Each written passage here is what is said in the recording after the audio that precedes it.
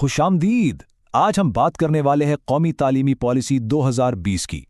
ये एक बहुत बड़ा मौजू है, तो आइए इसकी गहराई में उतरते हैं और समझते हैं कि एनईपी 2020 आखिर है क्या और उसने हमारे तालीमी निज़ाम में कौन सी बड़ी तब्दीलियां लाई हैं।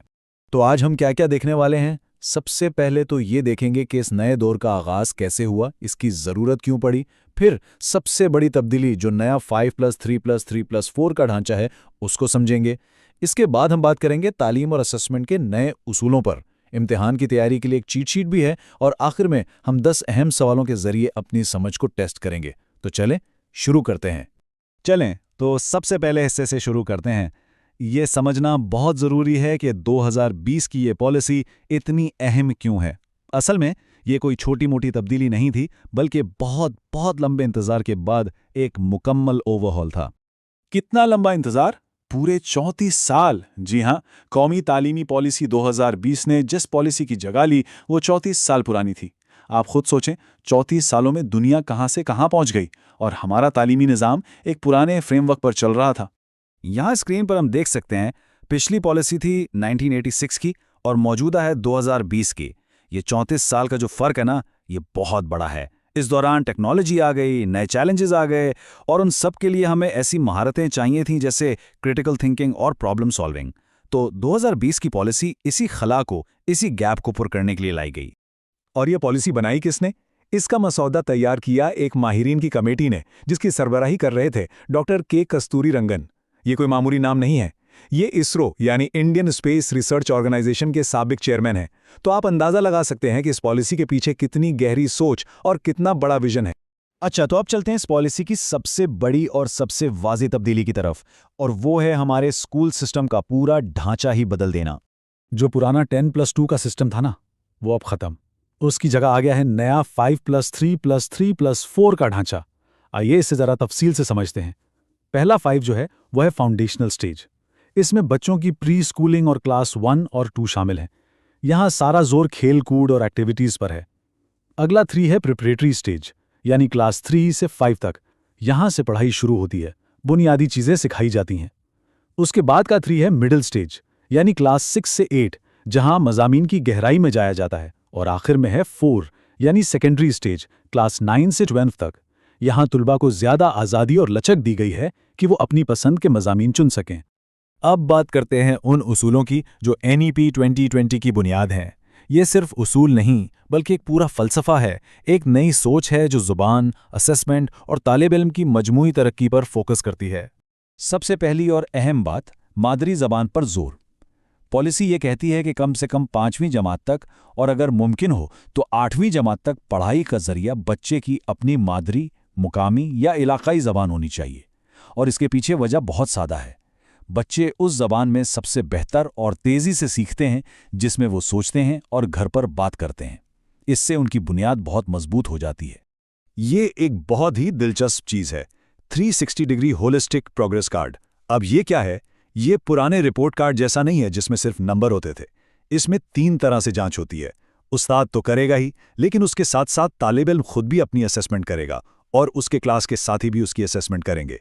मकसद सिर्फ ये नहीं देखना कि पढ़ाई में कैसा है, बल्कि ये देखना कि उसकी शख्सियत कैसे निखर रही है। अच्छा, अब एक सवाल उठता है कि पूरे मुल्क में इतने सारे बोर्ड्स में असेसमेंट का मेयार एक जैसा कैसे रखा जाएगा। इसके लिए पारख नाम का एक नया नेशनल असेसमेंट सेंटर बनाया गया है। इसका काम होगा तमाम स्कूल बोर्ड्स के लिए उसूल और गाइडलाइंस बनाना, ताकि हर जगह तुलबा की जांच एक मुनसिफाना और मुस्तकिल तरीके से हो। तो अगर इन सब चीज़ों को मिलाकर देखें, मादरी ज़बान, 360 डिग्री प्रोग्रेस कार्ड, पारख, तो जो सबसे बड़ी तब्दीली नज़र आती है वो ये है कि हम रट्टा लगाने वाले सिस्टम से निकलकर कॉन्सेप्ट को समझने और एक मुकम्मल शख्सियत बनाने की तरफ जा रहे हैं। चलें, अब आते हैं इस हिस्से पर जो इम्तिहान की तैयारी के लिए बहुत अहम है। इसे हम कह सकते हैं टॉपर्स की चीट शीट। यहाँ हमने वो सारे अहम फैक्ट्स और फिगर्स इकट्ठे किए हैं जो आपको बिल्कुल याद होने चाहिए। इन नुकात पर खासतौर पर ध्यान दें। पॉलिसी कब मंजूर हुई? जुलाई 2020 में। ये तारीख अहम है। कमेटी के चेयरमैन कौन थे? डॉक्टर के कस्तूरीरंगन। नया मॉडल कौन सा है? 5+3+3+4। अच्छा, शुरू के सालों में किस चीज पर फोकस है? FLN पर, यानी फाउंडेशनल लिटरेसी एंड न्यूमरेसी। और हाँ, पारख का पूरा नाम भी याद रखना जरूरी है। Performance assessment, review, analysis of knowledge for holistic development, ये इम्तिहान में आ सकता है। और अब बारी है हमारे आखिरी और सबसे इंटरैक्टिव हिस्से की। अब वक्त है ये देखने का कि हमने कितना सीखा। मैं सवालात पूछूंगा, आप कोशिश करें कि जवाब देखने से पहले खुद जवाब दें। तो तैयार हैं सब? पहला सवाल, NEP 2020 ने पुराने 10+2 ढांचे की जगह कौन सा नया मॉडल पेश किया है? सोचिए। जी हां, 5+3+3+4 का मॉडल। दूसरा सवाल, इस कमेटी के चेयरमैन कौन थे जिसने NEP 2020 का मसवदा बनाया? याद कीजिए, बिल्कुल सही, डॉक्टर के कस्तूरी रंगन। और तीसरा सवाल, पॉलिसी के मुताबिक किस जमात तक मादरी जबान में पढ़ाना लाजमी है? इसका जवाब है 5वीं जमात तक। चलें आगे बढ़ते हैं। सवाल नंबर 4, तलबा की जांच के लिए जो नया कौमी इदारा बना है उसका नाम क्या है? इसका नाम है पारक। 5वां सवाल, इस नए रिपोर्ट कार्ड को क्या कहते हैं जिसमें तालिबे इल्म खुद और उसके साथी भी नंबर देते हैं? उसे कहते हैं 360 डिग्री होलिस्टिक प्रोग्रेस कार्ड। और सवाल नंबर 6, NEP 2020 से पहले वाली तालीमी पॉलिसी किस साल आई थी? वो आई थी 1986 में। अब अगले 3 सवालात।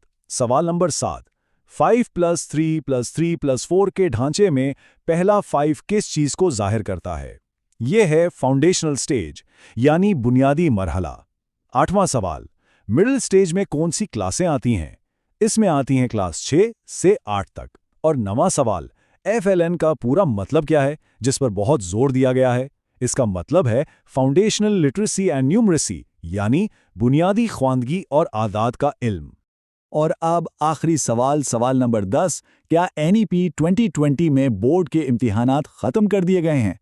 सोचिए जरा। नहीं, उन्हें खत्म नहीं किया गया, बल्कि इन्हें ज्यादा लचकदार बनाया गया, यानी मोर फ्लेक्सिबल। तो इस तजिए का इख्तिताम हम इस एक गहरे सवाल पर करते हैं। जब तालीम का फोकस क्या सोचना है से हटकर कैसे सोचना है पर चला जाएगा, तो इससे हमारे आने वाले कल के लीडर्स और इनोवेटर्स कैसे बदलेंगे, इस पर ज़रूर सोचिएगा, क्योंकि यही कौमी तालीमी पॉलिसी 2020 का असल मकसद और इसकी सबसे बड़ी मिरास है।